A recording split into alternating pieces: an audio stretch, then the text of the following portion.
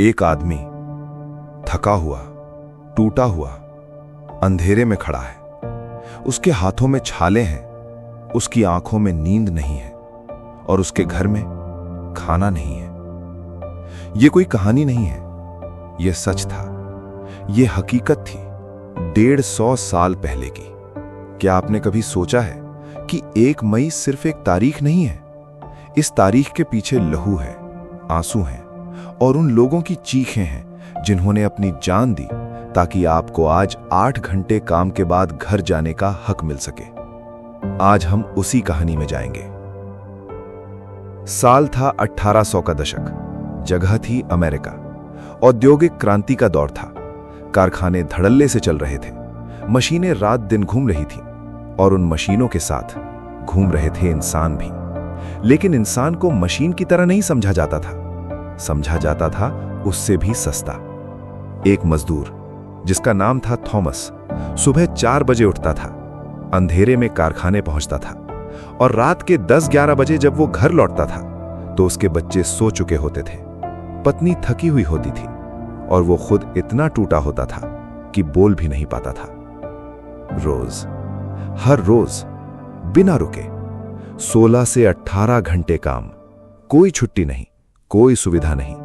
बीमार पड़ो तो तनख्वाह कट जाए, चोट लगे तो कोई मदद नहीं और अगर विरोध करो तो नौकरी जाए।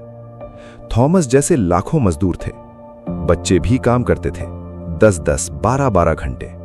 छोटे छोटे हाथ जो खिलौने पकड़ने चाहिए थे वो मशीनें पकड़ रहे थे। क्या आपने कभी सोचा है ये कैसा लगता होगा? लेकिन एक दिन इस खामोशी में एक आवाज उठी। मजदूरों ने आपस में बात करना शुरू किया, धीरे धीरे, चुपके चुपके, कारखानों के बाहर, गलियों में, रात के अंधेरे में। वो कह रहे थे, हम इंसान हैं, हमें भी जिंदगी जीने का हक है। और तब एक नारा जन्मा जो इतिहास बदल देगा। 8 hours for work, 8 hours for rest, 8 hours for what we will. 8 घंटे काम, 8 घंटे आराम और 8 घंटे अपनी जिंदगी के लिए। यह सिर्फ नारा नहीं था, यह एक सपना था, उन लाखों हाथों का सपना जो सालों से खून पसीना बहा रहे थे। साल 1886, शहर था शिकागो, अमेरिका का एक बड़ा औद्योगिक शहर। मजदूर संगठनों ने फैसला किया, अब बहुत हो गया। 1 मई 1886 को पूरे अमेरिका में हड़ताल होगी, काम बंद, मशीनें बंद। जब तक 8 घंटे काम का कानून नहीं बनता तब तक कोई काम नहीं।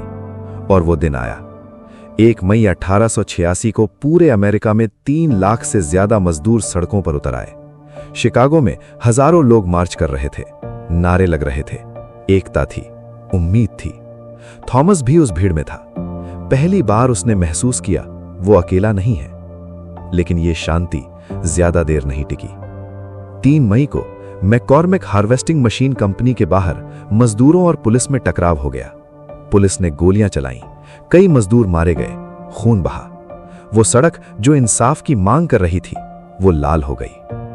ये खबर जब शिकागो में फैली तो मजदूरों का गुस्सा और भड़क उठा। 4 मई 1886, हे मार्केट स्क्वायर, शिकागो। हजारों मजदूर इकट्ठा हुए, भाषण हो रहे थे, माहौल तनावपूर्ण था। पुलिस की टुकड़ियां वहां पहुंच गईं, भीड़ को तितर-बितर करने के लिए। और तभी अचानक एक धमाका हुआ।